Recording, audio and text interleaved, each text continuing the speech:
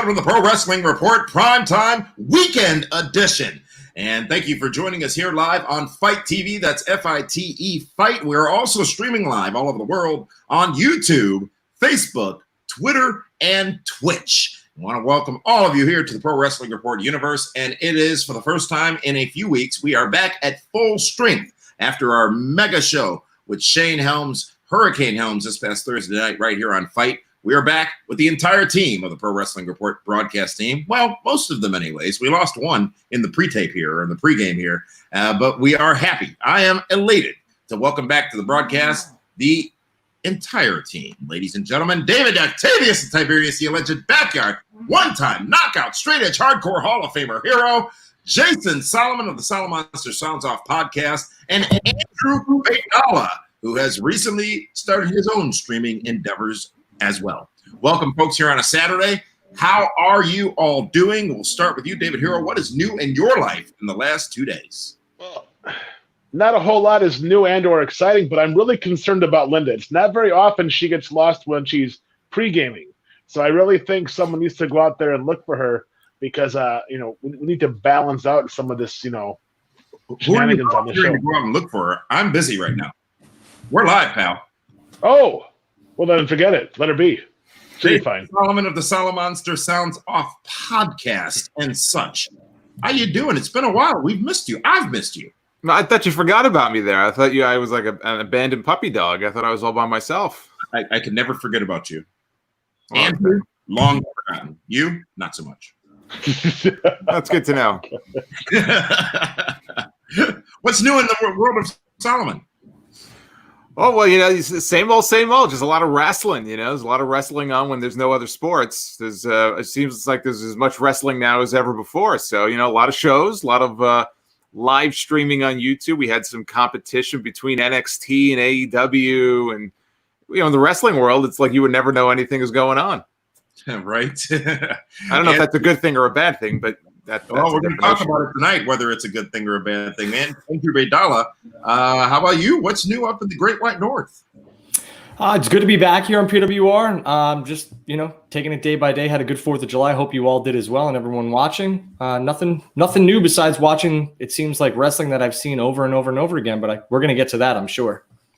So that is an amazing shirt and tie combination you selected tonight. Good job there. Very well. I do notice something just over this shoulder. Mm-hmm. That's a Raw magazine with Vader on the cover. Is Shawn Michaels also on the cover? Your head's blocking it. I can't tell. That is a WrestleMania 12 program. That is I guess a very rare program. Yeah, I could get it for you if you want me to take it down. It's right behind you. It says Raw on it. Yeah, but you know what? I'm going to get up. I'm going to grab it. Are you wearing pants? Yes, I am. I was going to say the same thing. So, this is a WrestleMania 12 ticket signed by Bret the Hitman Hart. Wow. And then this is if you could see that, it's a special WrestleMania program edition. Oh, that's bullshit. Excuse my language. That is Gorilla. They repurposed. I remember that. Yes, I remember that. That was my first WrestleMania, by the way. WrestleMania. Yeah, so they were saving money, and they were just basically taking all the Raw magazines and throwing the match inserts into the program. But that was my first WrestleMania, and I tried very hard to find it, and I finally did. Our first WrestleMania was together separately? Yes. That's kind of hot in a weird way. Sure. Yeah. Well, with that, boys, let's get to today's story. And I want to get now, Andrew, Jason, David, and I, along with Hurricane Helms on Thursday, did a deep dive into Fyter Fest and the Great American Bash. But I do want to hear your summary statements on the 2-week events from both companies. And after those summary statements, I'll try to keep it to 2 questions here. After those summary statements, I also want to know what you think is next for the 2 companies. Obviously, we've got Fight for the Fallen, but NXT hasn't really given us anything to look forward to. So firstly, Jason Solomon, your thoughts on the Great American Bash and Fyter Fest? I thought both parts, they each had 2 parts each. I thought they were both very strong. In fact, I think NXT might have been even stronger this week than the first week. So, if you're a fan of both shows, then it was great because you got a lot of good wrestling. I think AEW you're kind of used to the fact that they have a certain formula that just works for them. They have, a pretty diverse roster of talent, even though they were missing some people. I thought it was a strong effort. NXT, obviously it culminated with a big double champion crowning at the end, and I assume there's going to be a takeover show that they're now going to build to over SummerSlam weekend, although SummerSlam is not going to be in Boston anymore. So I thought they both, set the table very well for certain programs going forward. We can get into that, I guess, in a little bit. But they were pretty evenly matched. And if you were to ask me which one I thought was stronger, I think I might give the edge to AEW. But honestly, they were pretty evenly matched these last few weeks. Well, thank you, Jason. And evenly matched, that's a question that we'll answer as a group here. But it looks like Linda's been saved. Hey, there she is. There she is. Hello, Linda. How are you? What a rib. I'm doing tremendous. What a rib for my internet service or whatever was going on. I think secretly behind the scenes, Meathead is sabotaging you. Perhaps. I think so. Well, welcome, Linda. We were just going over the previous two-week events of Fyter Fest and also the NXT Great American Bash show, and we're getting thoughts. Jason just shared his very thoughtful thoughts, and now Andrew, we'd love to hear what you have to say, your thoughts on Fyter Fest and the Great American Bash. Well, just to piggyback off what Jason said, I do believe that Fyter Fest had the better night one. I don't believe they had the better night two, them being AEW. I thought NXT delivered from top to bottom on night two of the Great American Bash. If it's me, I would have split it 1-1. I thought Fyter Fest had the better night one, and NXT Great American Bash had the better night two. I mean, the ratings were what the ratings were. NXT wins 2 weeks in a row, and people are up in arms. But AEW continues to win the demographic, which, according to a lot of experts, pay the bills. So, thought the shows were good. I was entertained, and that's all that mattered. All right, Linda Kay. What do you say rather about the summary, the totality of the 2 week events, Great American Bash and Fyter Fest? What are your thoughts? Linda? Well, I got to agree with Drew that week one, yes. Go ahead. Can you hear me now? We can hear you now. Go right ahead. Can you hear me now? Yes, go right ahead. Okay. All right. Drew that week one would go to AEW. I just more storytelling, more matches that had a better lead up to make those matches more exciting. But Great American Bash for week two, I think had more of that build up, with the titles changing, or with Keith Lee getting both, and just with that street fight with the women. I just feel that they were pretty evenly matched, but week one goes to AEW to me, and week two goes to NXT in my eyes. All right, fair enough. Thank you for that feedback, David. We can get your and my's feedback on the summary of weeks 1 and 2 for both two events on the Thursday edition of Primetime with Hurricane Helms. But one question you did have, David, and when we were talking before the show, and that I want to throw to all of you, is what's next? So we know next week on AEW it's Fight for the Fallen. Which again sounds to me like, was that a Transformers movie or not? It was the sequel to the really bad one. It wasn't. Oh, the last one was the terrible one. It was Revenge of the Fallen. That's what it was, right? Yes, and I said that's the sequel to the really bad one, which was Revenge of the Fallen. Anyways. The question was, what's next? AEW's got Fight for the Fallen, Moxley versus Brian Cage next week. But NXT, I don't think, has teased us or given us anything. I could be wrong. But what is next for those two companies after coming off of 2 hot weeks of action? David Hero, what do you say the answer to that question is? I think that either on on Raw, we're going to see NXT announce a big match for Wednesday night, because they have to do so. Right now, they've won 2 or 3 weeks in a row in the ratings, and it may not be the demographic that they want, but they won the overall. They will have something big to combat Jon Moxley and Brian Cage, because Brian Cage and Jon Moxley is going to be a huge match for AEW. It's going to dictate how that company is going to be going forward. I said this with Shane, that Brian Cage needs to become the AEW World Heavyweight Champion. Otherwise, everything they've done with him is for naught. Dusting off the old FTW belt is for nothing. And it's just bad business to have him go out there and lose to Jon Moxley with all this fake and phony buildup of a guy that's supposed to be a killer that can't get it done. That being said, I wouldn't be a bit surprised if somebody from either the Raw or the SmackDown brand makes a special appearance on NXT Wednesday. Andrew, you seem to disagree. Yeah, I think once they gave that FTW title to Brian Cage, they basically told you, and this is just my thoughts, that Moxley was going to retain and Cage could still hold a championship because he's still a killer. He'll find some way, Mox being the person to win that match, and Brian Cage will still have a title, and I think they'll have another match further down the road where maybe Cage gets the victory. But I just think when he being Taz, that title, reintroduced it, I think they basically gave away everything you needed to know right then and there. Jason, what say you? Yeah, I agree with that. As soon as they introduced that title last night, I said, well, this is great because now he's got a championship of his own. I'm not even sure we'll necessarily get a decisive winner next Wednesday. I could see this building to a second match. I would not take the title off Moxley. I don't believe it's the right time for it. Cage was given that FTW title.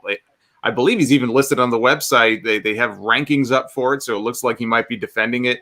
I don't see the need to do a title change here. NXT has announced the women's championship is going to be on the line. Io Shirai defends against Tegan Nox. So I guess right now that's being positioned as the big main event, I guess going head-to-head with Moxley and Brian Cage. And they've announced, I think, another match as well.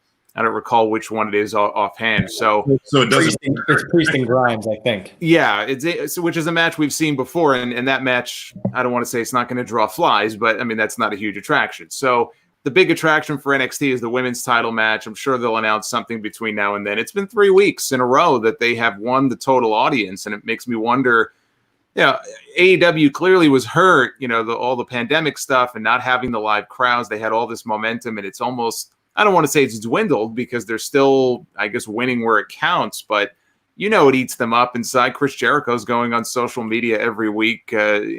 He just went on Twitter the other day and said, I had one of the best matches in my 30-year career with Orange Cassidy. Be sure to tune in. It was a good match, but let's not get carried away now. So I think both brands, I think, are positioned well as far as what's next. Karrion Kross, you saw a little bit of him at the end of NXT. That looks to be the next championship match. I'm a little torn on that because I don't want Keith Lee to be a transitional champion, but at the same time, it's like what David said, the Brian Cage thing. I don't want to beat Karrion Kross. So that I think is going to be interesting to see what direction they go in with that.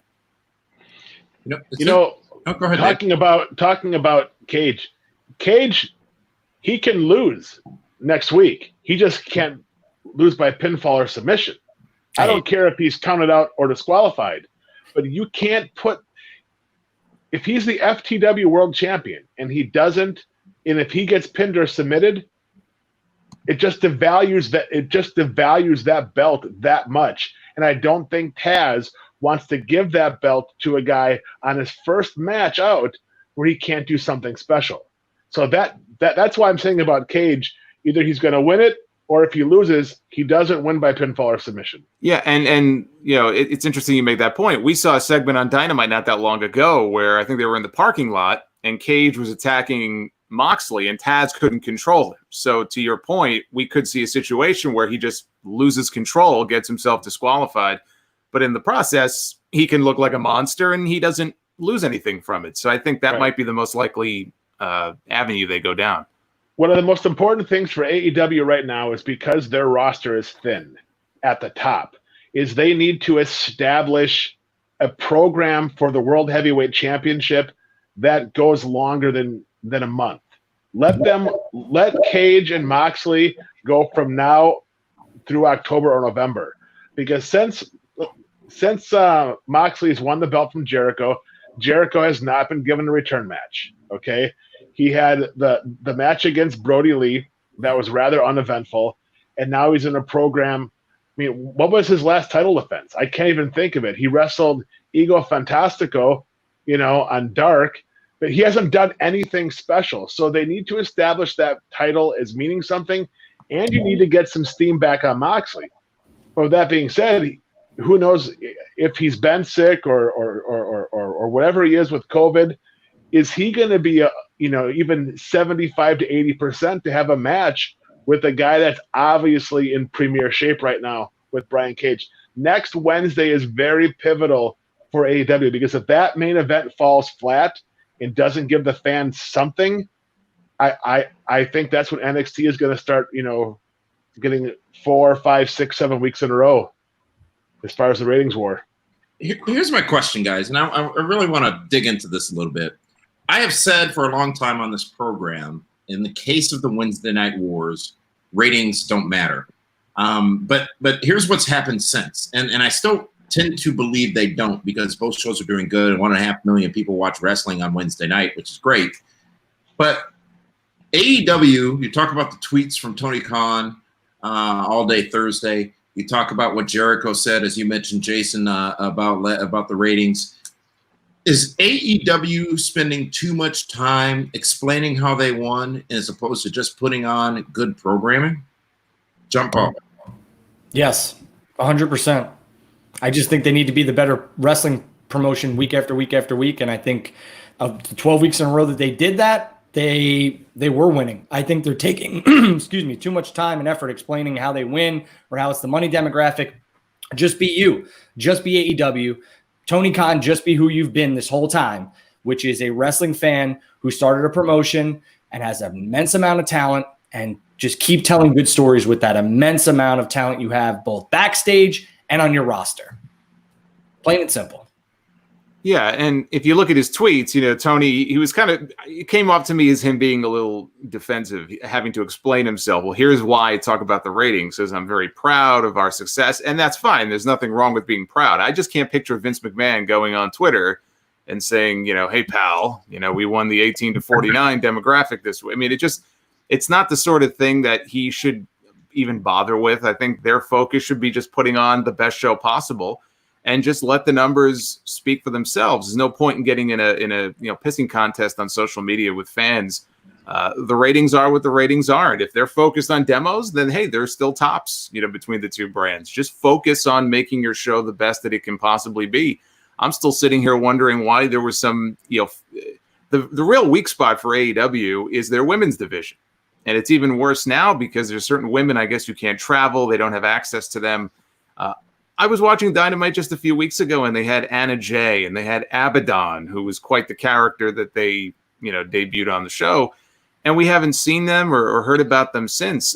That's one area that they could focus on and try to ramp up their women's division. They should be getting Britt Baker back soon from her injury. I'd like to see them focus more on that and don't, at least publicly, don't worry so much about the ratings because it's just not that big of a deal. I love that, Don. I thought that was tremendous, and I think they should continue to focus on that. And I'm with you, Jason. I don't understand. It almost like he's showing his hand if he's complaining about it all the time on Twitter. Like if you're making money hand over fist, you don't talk about how you're winning or losing. You're just making money, right? Yeah. The only There's people been who enough jabs from AEW on NXT on WWE just last week alone, or last couple of weeks, obviously, on the programming and via social media. So, they've said what they've said. Now they got to do what they got to do to get back up on the ratings, or just continue with another great program for all of us to enjoy. At the end of the day, the only ratings he has to explain is to the boardroom and maybe his father. He shouldn't be wasting his time on Joe Walmart and at WrestleMark316. It doesn't matter because they're going to watch anyhow. You have to explain those certain numbers to the people that are spending the money, not the people that are tuning in every week.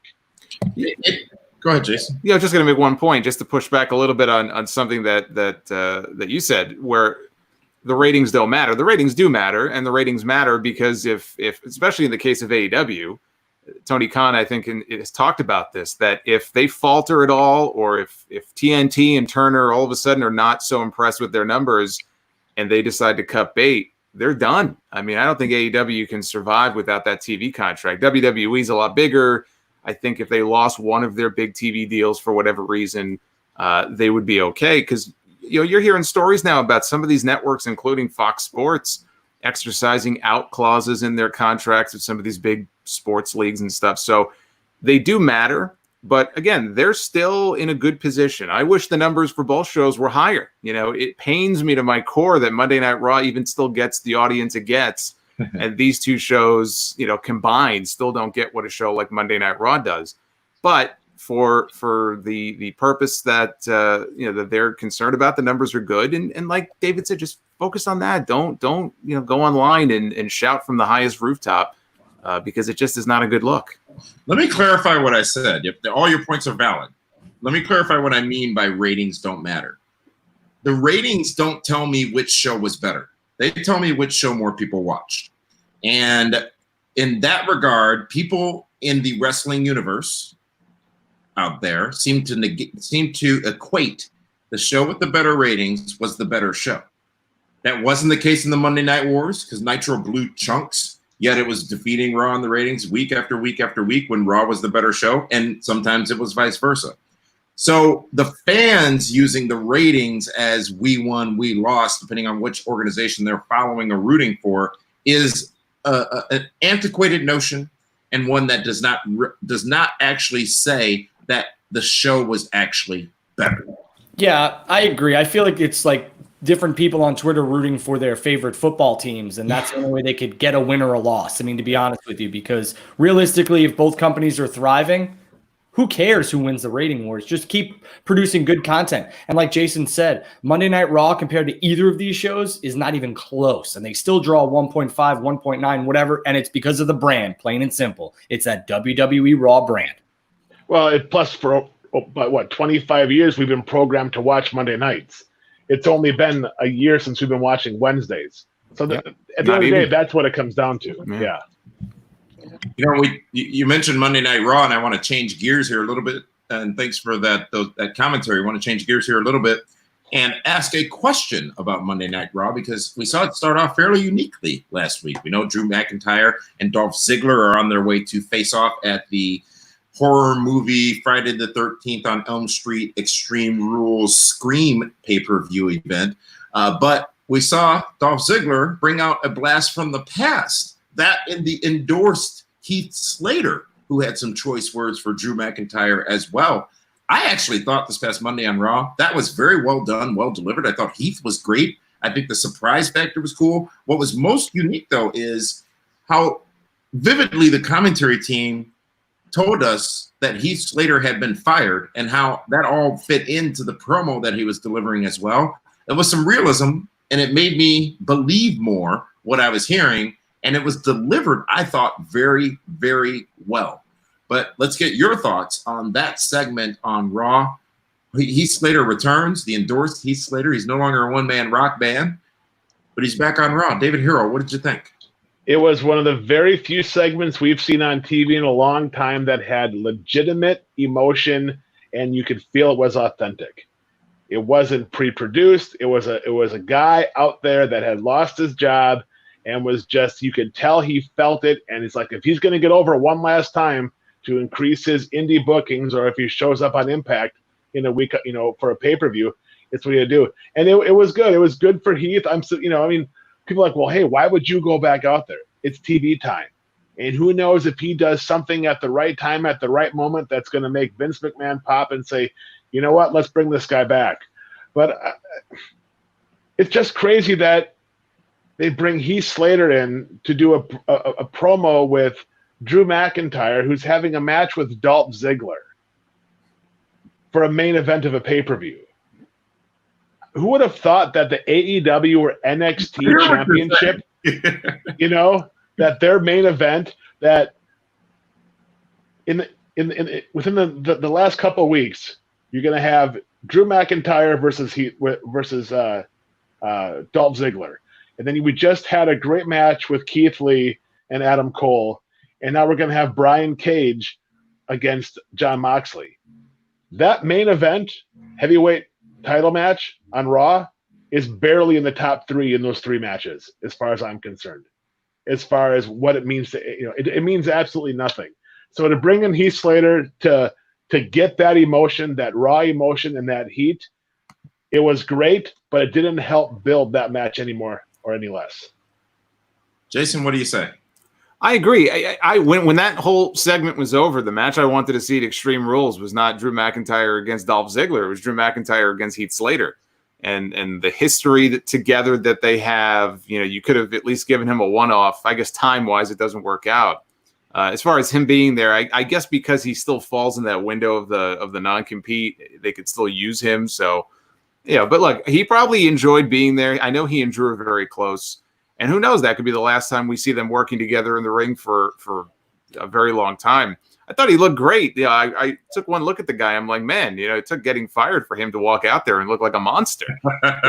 He looked like a totally different guy. Yeah. And one of the parts I really liked, this goes to the realism of it.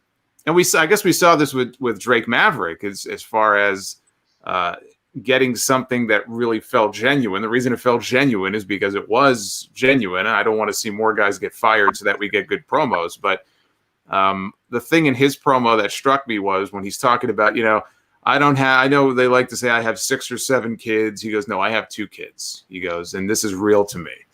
When I say I got kids, I need this job. He goes, that's real life. Yeah. So it was a different promo than we've ever seen him cut before. And I was really bummed that when they teased the match, it was, 20 seconds and it was over, just to push us towards a Dolph Ziggler match that, all due respect to Dolph, I really don't care about.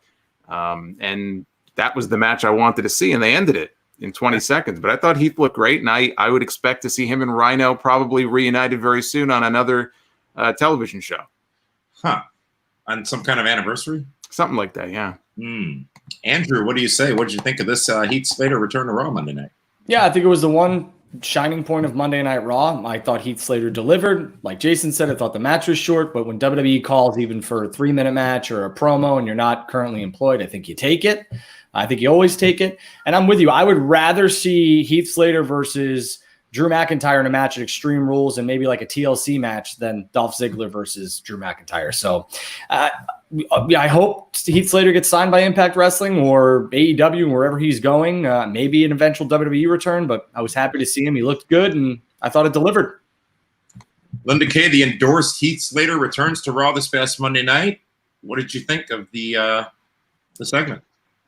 Yeah, well, it was really great to see him back, and we talk about the realism, the emotion in his promo, and instead of "I got kids," it said "free agent" on his shirt, so that added to the realism in that piece. But also, like we've all just said, they could have taken this another way and built up a horror show match between Drew and Heath if they were just going to put together this match that quickly. We know there's history between Drew and Dolph and their previous tag team and whatnot, but to fans more recently watching the product, they may be more familiar with the whole 3MB background, and that could have led to something better, and Heath coming back being angry instead of just really laying out the true side of this in his real life situation, and them of course hugging it out after that quick match. But all in all, it was really great to see them finish that match, hug it out, and you could really see what they were feeling was real. Did they announce the stipulation of that match yet, or do we have to wait another week? Dolph said really. He's keeping it. Yeah, Ziggler said he's keeping it a secret. He's not going to tell us, I guess, until the pay-per-view. What do you guys think? I mean, to me, a ladder match is the only way to go with these two. I think these two could go in there and probably have a really good match. What other stipulation could you do unless it's in a cage or something? I'm thinking ladder match. Well, if it's at the PC, I would hate to see a cage in the PC. I think that would be terrible. Yeah. I think the fan might get in the way. But, I mean, it just the entrance ramp, you knucklehead. I mean, and even a ladder match is just like you need a crowd for that. That ladder because match, so Dave, it was good. It was good, but again, when you have to edit a match together, it's no longer a pro wrestling match. Okay, when you have to take bits and pieces and take things out and put it back in, that takes all the magic away. When you have a gimmick match, you need a crowd to get that reaction. What are you saying though? Because there have been a lot of taped wrestling shows where just that has happened for years after years. What's different? You're talking the cinematic feel to it? You know what? The problem right now for me with professional wrestling is it's not even professional wrestling anymore. You have cinematic nonsense. You have overproduced, over choreographed stuff. Now you're recording matches and you're splicing them together. It's like now it's just TV. It's not even pro wrestling. I mean, look at what happened with Edge. By retaping a RKO, he tore his tricep. And yeah, he said it was beat up before then, but that puts him on the shelf. I just think that the magic of professional wrestling is doing the match, not doing what ECW used to did and sit in the editing room and put bits and pieces together and here you go. Because here's what's going to happen. If everything looks too perfect and then they start going back to live events again and people are screwing up and tripping and falling and certain things that happen during matches that happen, well, now people aren't getting what they thought they were going to get because of what they've seen on TV for the last 6 months. Jason, you go first. I know you want to say something. Go ahead. Well, actually, I was going to agree in this respect. I love the Boneyard match from WrestleMania, but I don't really consider it a match. I call it a fight scene, which is what it was. So I think to David's point, I mean, we've seen matches like the Boiler Room Brawl. Again, a match I enjoyed the first time I saw it, Undertaker and Mankind over 20 years ago. That was a little bit different because half the match was in the ring. It kind of came back out into the building. But these cinematic matches, you have music in the background, and they really, I feel like it's there, and maybe Kevin Dunn's chance to, we could be like Hollywood directors, and we can put together little movie. Like they're getting to live their fantasy right now because we've heard this company for years say, we make movies. Well, now they do. Yeah. We're going to see the swamp match or whatever it's called with Bray Wyatt and Braun Strowman. I think they're going a little too far with the cinematic stuff. It was special, and now it's like, well, is it really special anymore? I think once things get, hopefully not too much longer, get back to a relative sense of normalcy where we get people back in the buildings and stuff, I think, you do something a certain way for so long, it should be easy enough for them to kind of slip right back into it. I know why they do these. You want to just change things up. How many times can you just go to the Performance Center and do everything from the Performance Center? So I understand them wanting to do that. But I also agree. I don't know if you could really call it a match. It's more like a fight scene or come up with some other. How many of you guys watched that Monday Night Raw? I think it was Raw because I've seen so many of them now, where it was the Viking Raiders and the Street Profits with that nonsense they did. Dave, your point's well taken. No. Well, hold on a second. Well, that was a pay-per-view. I think it was a Backlash. I was so glad I watched that by myself because if I would have watched it with somebody, I can't explain that to anybody. Was it the Ninjas? Is that the Ninjas? Yes. Yeah. Because everyone always says, "Oh, that stuff's phony. Oh, it's fake. Oh, it's script. Whatever." Yes, I know. I've heard it for 30 some years. I can't defend that. When it's that bad, I can, as a wrestling fan, as someone that talks about pro wrestling, as someone that has lived it and breathed it and made a living out of it, I can't defend bullshit like that. Right, but it's entertainment at its core. And no, it's not. It's terrible. There's nothing entertaining about that. It's extra shenanigans. Yeah, I'm not defending that segment at all. I was embarrassed to be a professional wrestling fan when I saw that stuff. Right. But to Jason's point, I mean, once we get back to arenas and full stadiums or whatever, I think everything's going to change. But they need to hammer these out now, 100%. Get rid of them, be done with them, because once we get back to fans, you can't pull this stuff off because no one, like you've said before, no one's going to sit and watch it. It's just, you're losing fans by putting that crap on TV. You're losing fans no matter what, Dave. They're losing. You're losing them in droves right now. That's the difference. That's not going to change until you get the fans back in the building, in my opinion. They could have. Okay, so what you're saying is until they get people back in the building, put crap on TV. No, I think they're going to try different things to see where the future of television is and pay-per-views and see what people like and what they don't like. Do you think if Steve Austin and The Rock and Mankind and Undertaker and Kane and DX were wrestling today, that they would let half of this stuff go? I don't know if they'd have a choice. Yeah, they would. Steve Austin walked out. Well, Steve Austin has walked out. I understand that, but Taker and AJ were already confirmed for a match. They had no choice, and they ended up making chickens. And that's fine, and I get that. That's a one-time deal. But everybody want to see it. Everybody hammer it. You know this company; they're going to hammer that. You know what's sad though? What's sad about it is when that Boneyard match was over, I just thought to myself, if this is not the end for The Undertaker, and I don't care what they say now, he ain't done. I mean, it's kind of comical. People think he's actually retired. But when that match was over, I thought, you know what? They may have found the perfect match for The Undertaker. This could be his match, the cinematic style.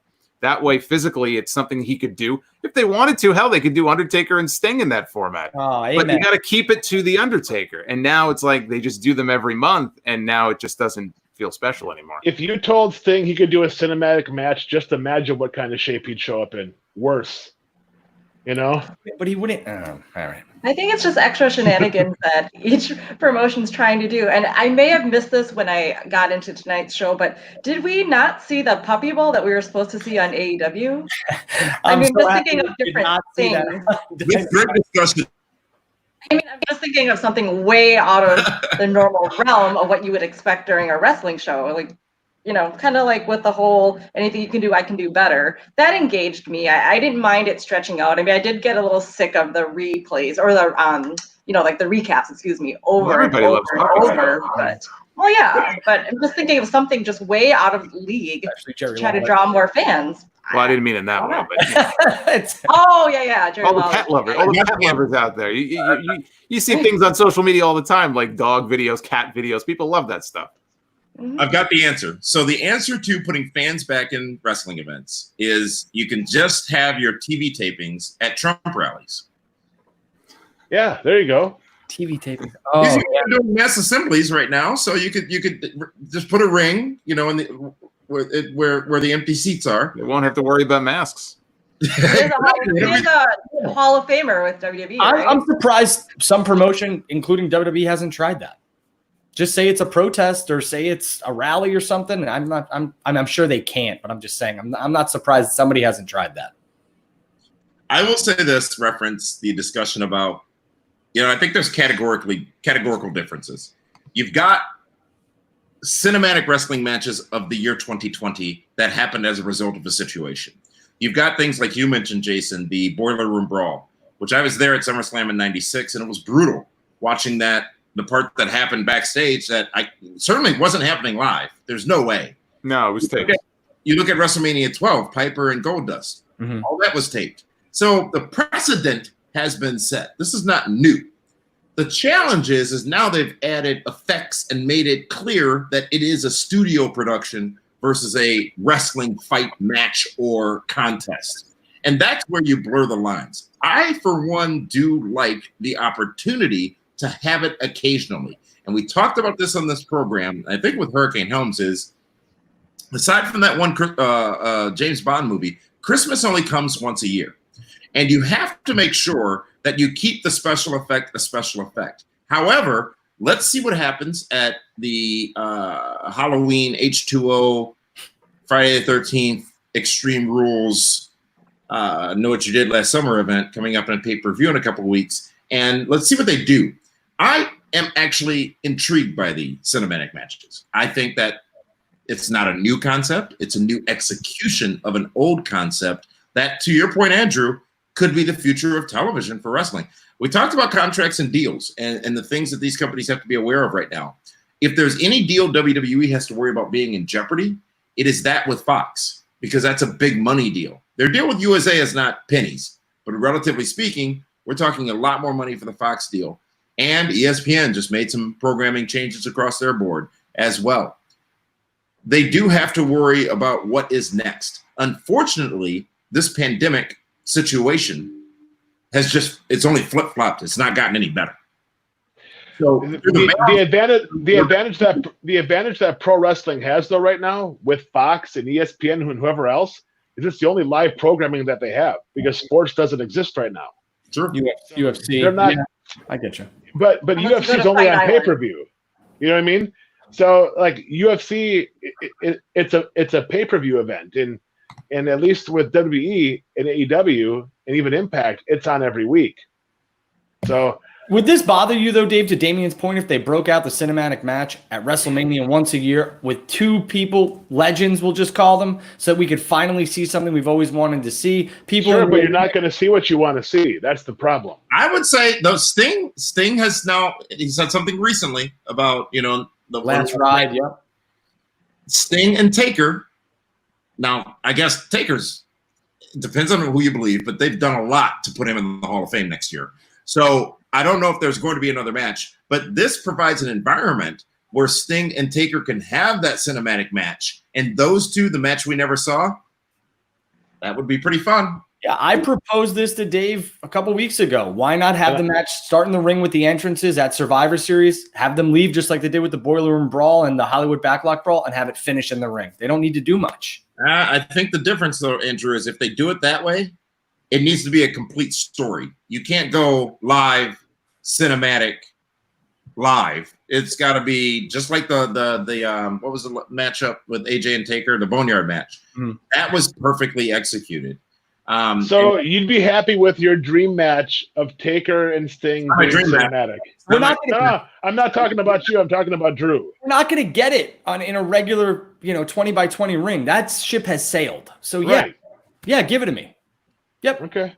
I'm selfish that way. Give it to me. I don't know. I don't know. Watch. Who are you lying to? You know you'd watch. No, I wouldn't. I really wouldn't because, first of all, every time Sting has come back for a big match, it's been an epic failure. You know what I mean? And now he's 5 years older since whenever, and I just don't know if he has it in him. Wait, can he act in a movie? There are older people acting in movies and doing action scenes. How old is Bruce Willis now? 92? What if we put Hulk Hogan in a cinematic match? Because I know that I would hate to see that too. All right, because I'm just making sure because I know he was no. Listen, again, I loved The Undertaker and AJ Styles. I thought it was creative. I thought it was, hey, that's fantastic. It's something new and different. And then we followed up with Bray Wyatt and John Cena. Is that really even a match? Was it? No, it was an acid trip. Okay, but if we're not careful, that's what's going to happen with pro wrestling. Well, it's Damien, stuff like that we can't explain. Damien, do you want to see Sting and Taker? Jason, Linda, do you guys want to see this match? I don't need to see it. I don't need to see it. I guess okay, Drew, with that being said, and every year the younger talent complain that the older guys come back and steal one of their spots. Then get over, kids. Well, yes, absolutely. But how many people, what age group do you think really wants to see Sting versus Taker right now? Oh, there's a lot of people. The money age group, unfortunately, Dave. You know what? I'll let you guys watch it. It's just like I'm just done with all these cinematic matches. I hate having music in the background and it just all the special effects. It's like watching a video game. You're a purist. I'm a purist. I think to a degree, Jason, you're a purist. Linda, you're a bit more progressive, but purist as well. Andrew, I think you're a bit more progressive too. Even as a purist, I get what I'm getting. Meaning, if I saw a cinematic match between Sting and Taker, I would love it. I'd be like, you know what?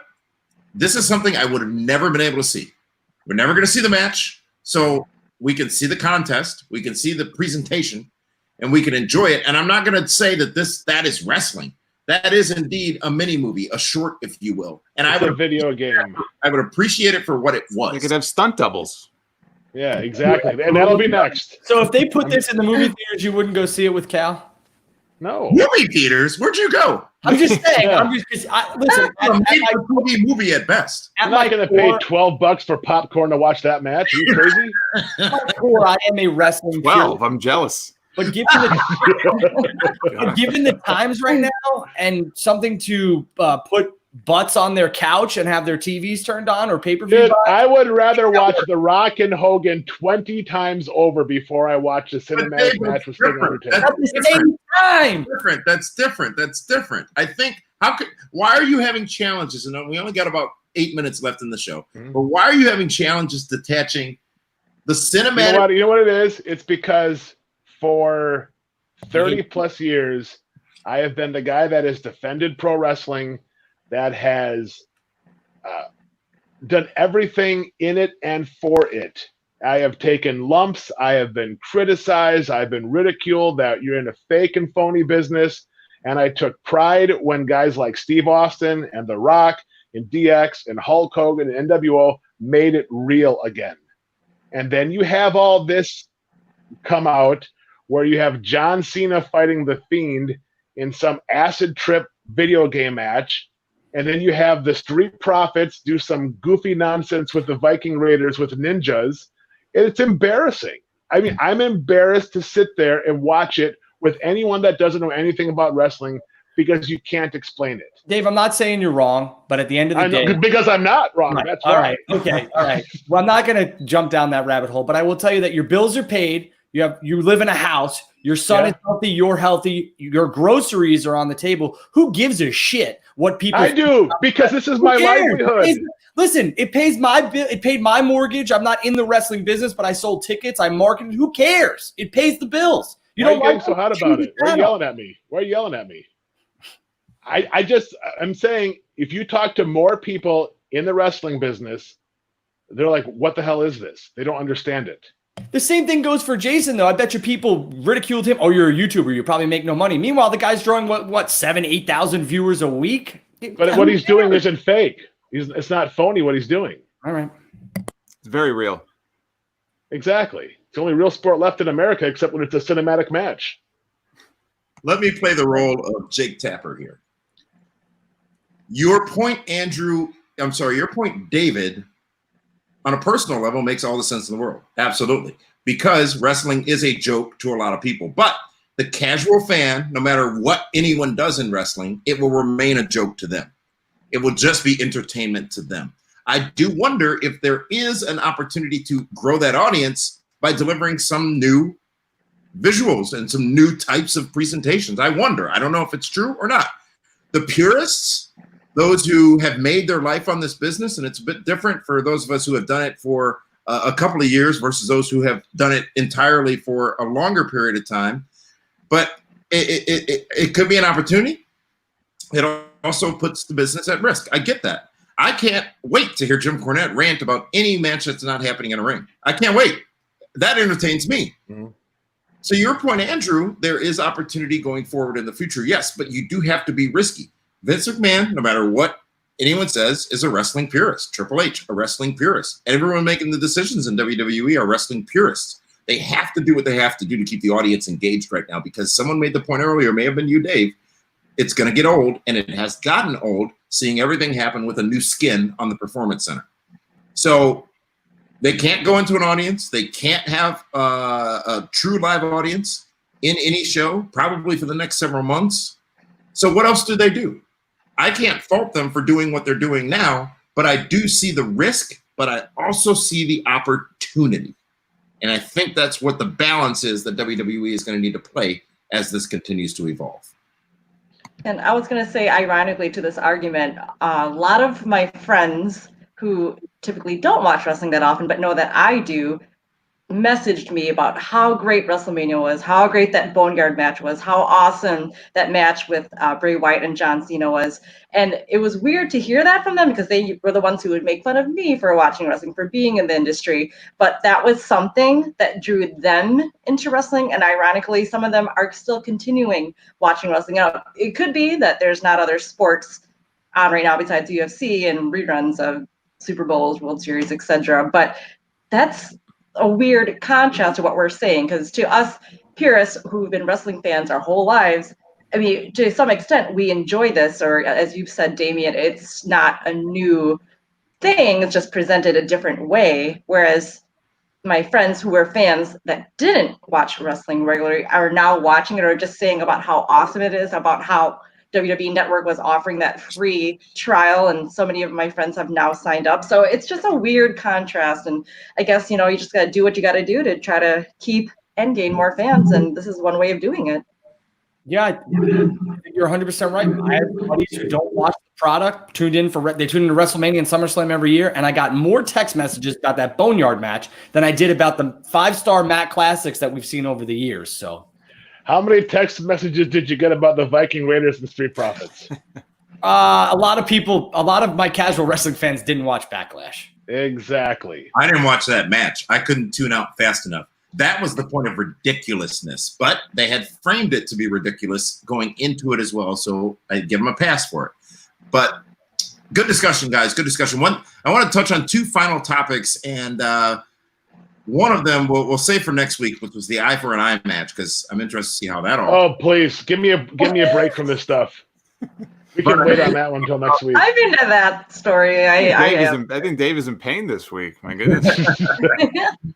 Folks, we want to thank the people who make this show possible each and every week, and that is our friends over at Collar and Elbow, collarandelbowbrand.com, where you can get some tremendous wrestling gear. And Dave, I think every week you, for the first time in your life, once a week, can be a model of what it is. Yeah, how about that? Exactly. Go to collarandelbowbrand.com and check out the new summer line t-shirts. This is the Collared LBWO, the Blue Meanie shirt. Use promo code PWR360 and save. They just dropped the new summer line with tank tops and shorts and hats and all new bright summery color stuff. That's collarandelbowbrand.com. Also want to remind all of you watching that each of you, well, most of you, have your own gigs that you do on top of the show here on Primetime on Fight TV. And we'll get to those in a moment. Actually, no, we'll do them right now, and then we'll do DWHS to end the show. Jason Solomon of the Solomon Monster Sounds Off podcast. What's in store from your media outlets this week? Well, we got the main podcast dropping every Sunday, so we'll be talking about Great American Bash, a little bit more about the ratings nonsense that we were talking about earlier. And it's interesting, too. I do a segment on my show where I look back. There's this very well-known wrestling forum that used to be very popular back in the mid-'90s. So I've been taking a look back at a lot of the online discourse back in like 1994, 1998, and it's eerie how similar the wrestling fan base is today compared to back then, and I don't mean that in a good way. So we do fun stuff like that on the show, and then every Wednesday night live on YouTube talking AEW Dynamite.